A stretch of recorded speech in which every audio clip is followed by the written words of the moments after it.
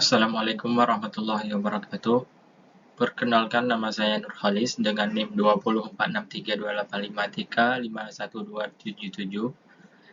Di sini saya akan membahas tentang laporan praktikum PSI 07. Selanjutnya saya akan membahas tentang teori dan alat dan bahan yang dipakai. Ada beberapa alat dan bahan yang dipakai di praktikum ini. Yang pertama ada multimeter, ada project board, kabel jumper, Arduino, VSOC 5LP, Raspberry Pi 3B, laptop, motor DC, relay, transistor NPN 2N3904, P MOSFET IRF540, potensiometer 50K, IC L293D, power supply 12 volt, dan buzzer.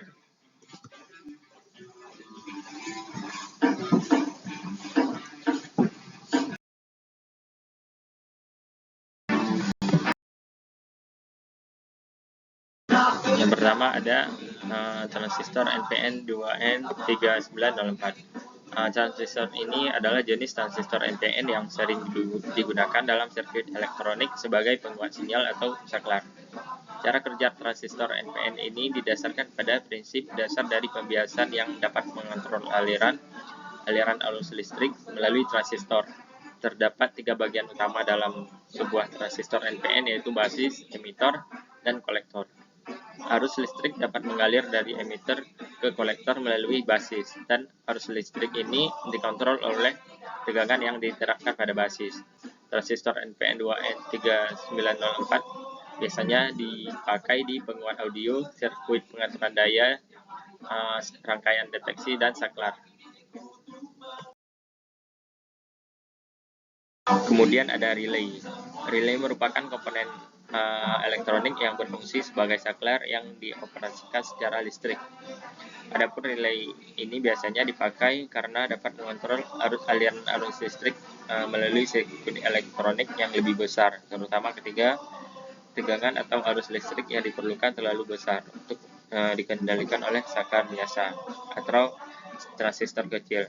Cara kerja relay ini cukup sederhana. Ketika arus listrik mengalir melalui kumparan elektromagnetik di dalam relay, maka akan menciptakan medan magnet yang menarik sebuah benda logam disebut, sehingga benda logam tersebut akan kontak dan membuka atau menutup sirkuit yang terhubung ke relay tersebut. Tergantung relay tersebut normally on atau off, sehingga relay dapat mengontrol aliran arus listrik di sirkuit yang terhubung ke kontak relay itu sendiri.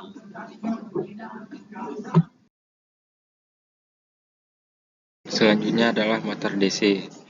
Motor DC ini merupakan motor arus searah, yaitu jenis motor listrik yang mengubah energi listrik menjadi energi mekanik melalui interaksi antara medan magnet dan arus listrik yang mengalir melalui kumparan pada motor. Cara kerja motor DC ini didasarkan pada hukum elektromagnetik Faraday yang menyatakan bahwa ketika arus listrik yang mengalir melalui kumparan kawat yang ditempatkan di dalam medan magnet, maka gaya yang terjadi pada kawat tersebut dapat menghasilkan gerakan rotasi. Aplikasi motor DC ini dapat ditemukan di berbagai bidang seperti otomotif, industri elektronik, yaitu seperti mainan, robotika, dan kendaraan listrik.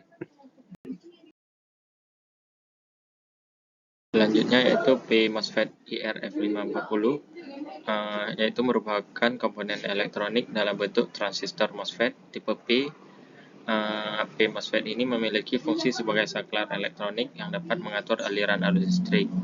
Cara kerja P MOSFET IRF540 ini dengan menggunakan prinsip pemangkasan kanal atau kanal pitching.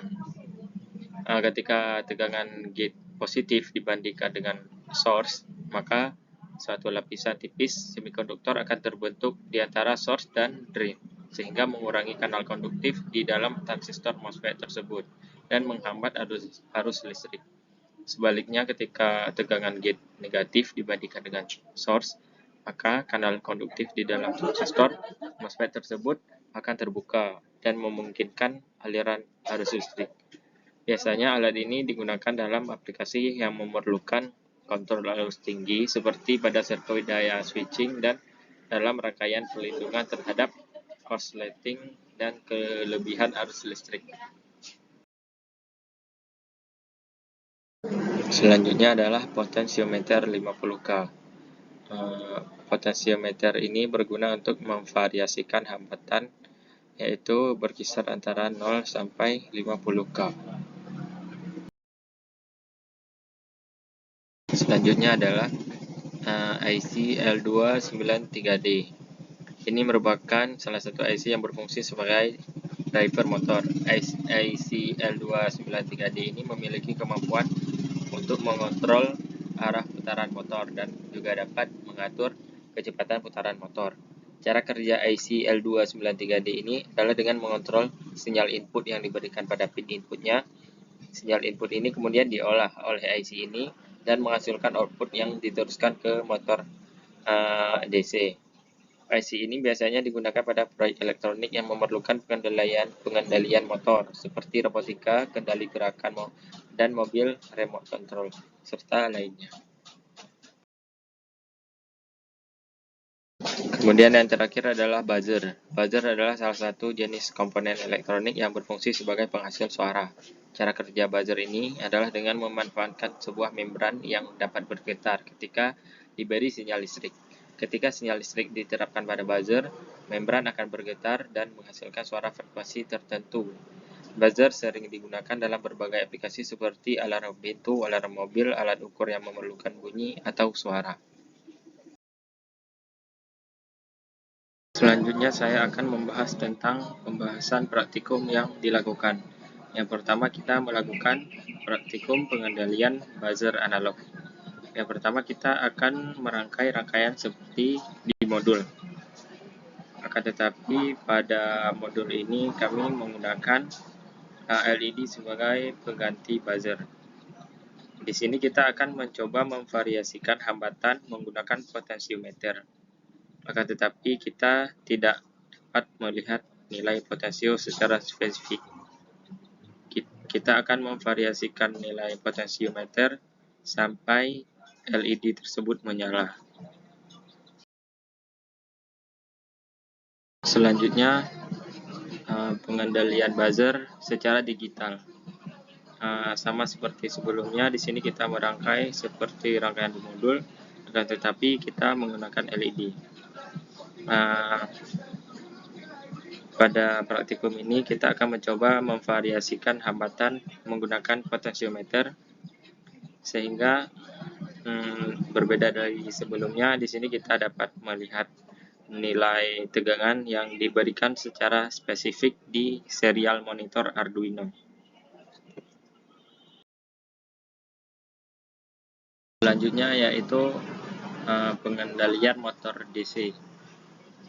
Sebelumnya di sini kita akan membahas tentang algoritma cara kerja pengendalian motor DC. Yang pertama ada start, kemudian microcontroller membaca input potensiometer. Jika iya, maka konversi nilai input potensiometer menjadi nilai voltage. Kemudian diteruskan input voltage jika lebih dari 2000 mV, motor berotasi ke kanan, dan program selesai.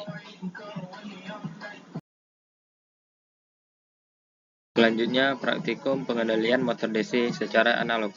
Pada praktikum ini kita akan merangkai rangkaian seperti di modul. Kemudian di sini kita akan mencoba memvariasikan hambatan menggunakan potensiometer sampai kita melihat motor DC tersebut mulai berputar dengan beberapa kecepatan putar. Semakin besar hambatan yang diberikan potensio, maka kecepatan akan semakin cepat. Akan tetapi kita tidak bisa mengetahui nilai spesifik dari hambatan yang diberikan potensiometer karena kita memberikan sinyal analog.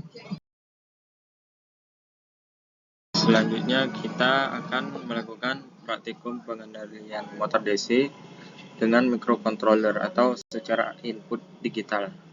Di sini kita bisa merangkai rangkaian seperti di modul, akan tetapi pada praktikum yang kami lakukan sebelumnya, kami merangkai rangkaian seperti pada slide slide setelah ini. Pada praktikum sebelumnya kami melakukan praktikum pengendalian motor DC secara digital dengan menggunakan microcontroller dan rangkaian sebagai berikut ini. Pada praktikum ini kita akan merangkai rangkaian seperti pada gambar ini. Kemudian di sini kita akan mencoba memvariasikan hambatan menggunakan potensiometer sampai kita melihat motor DC mulai berputar dengan beberapa kecepatan putar. Semakin besar hambatan yang diberikan potensio, maka kecepatan akan semakin cepat juga. Di sini kita memakai microcontroller yaitu Arduino dan melihat tegangan secara spesifik di serial monitor di Arduino IDE. Akan tetapi saat praktikum yang kami lakukan hanya mendapatkan satu tegangan yang membuat motor DC ini berputar, yaitu saat tegangan maksimum 1200 mV.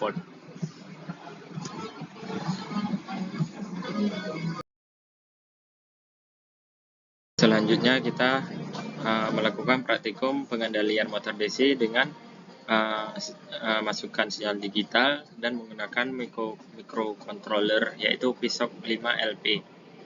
Di sini pada praktikum sebelumnya kita merangkai rangkaian seperti di modul, akan tetapi kita tidak menggunakan serial monitor. Kemudian di praktikum ini kami memiliki beberapa kegagalan yang akan saya bahas di slide setelah ini. Ketika kami melakukan praktikum dengan menggunakan microcontroller PSOC 5LP, kami membuat program seperti berikut ini. Terdapat kesalahan dalam menginput alat yang digunakan, yaitu harusnya ada satu komponen yaitu buzzer. Kemudian setelah ditambahkan buzzer, maka program dapat berjalan dengan baik. Akan tetapi ketika dilakukan praktikum atau percobaan dijalankan program ini, kemudian dilakukan variasi dengan potensiometer, didapatkan relay yang tidak bisa menyala. Hal itu dikarenakan kami tidak melihat spesifikasi dari relay tersebut. Seharusnya input berupa 12 volt, kami menggunakan 5 volt sehingga relay tidak dapat bekerja dengan baik. Setelah dilakukan input berupa 12 volt, maka relay tersebut dapat bekerja dengan baik. Selanjutnya, video dalam melakukan praktikum dengan PSOC ini akan saya sertakan di slide selanjutnya. Berikut adalah setelah program di PSOC diperbaiki dan input ke relay sudah benar. Selanjutnya saya akan menjelaskan kekurangan dan kelebihan kerja tim. Yang pertama, kekurangan. Di sini kami belum dapat menjadwalkan kegiatan post-test dengan baik, sehingga ada beberapa anggota kelompok yang berhalangan hadir ketika pelaksanaan post-test. Kemudian kelebihan. Secara umum kerjasama tim sudah cukup baik karena kami melakukan pembagian tugas dengan baik, sehingga dapat mempermudah dalam melakukan praktikum.